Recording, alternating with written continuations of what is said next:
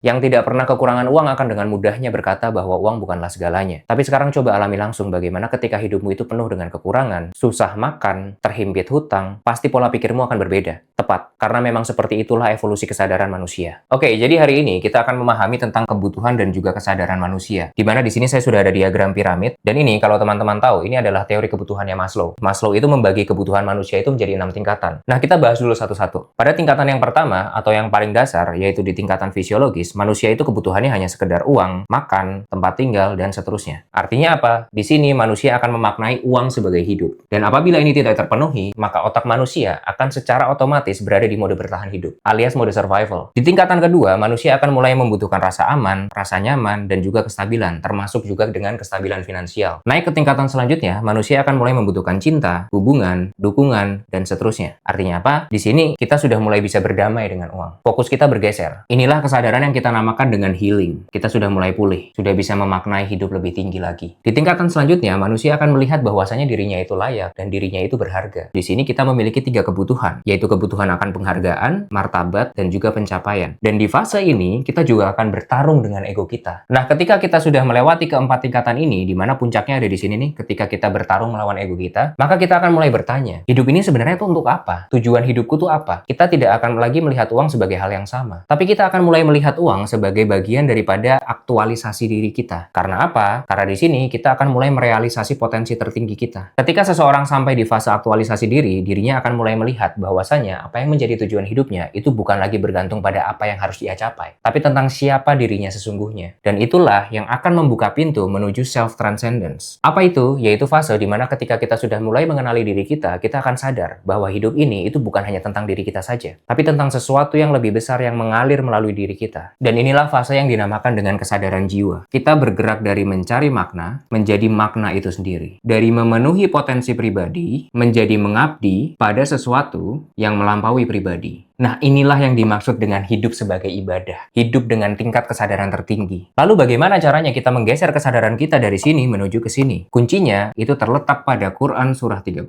ayat 11. Di mana saya yakin kita semua tahu apa bunyinya. Apa itu? Yaitu Allah tidak akan merubah satu kaum sampai mereka mengubah apa yang terdapat pada diri mereka. Nah, perhatikan di sini. Sampai mereka mengubah apa yang terdapat pada diri mereka. Kalau terdapat pada diri mereka, artinya itu di dalam atau di luar? Di dalam kan, bukan di luar kan. Maka dari itu, yang pertama kali harus dirubah adalah kesadarannya. Nggak usah lihat kanan kiri, nggak usah banding-bandingin. Lihat diri sendiri aja. Karena ketika kesadaran kita bergeser, kita akan naik level dengan sendirinya. Nanti Allah yang bantu kita untuk memenuhi masing-masing kebutuhan di tiap levelnya.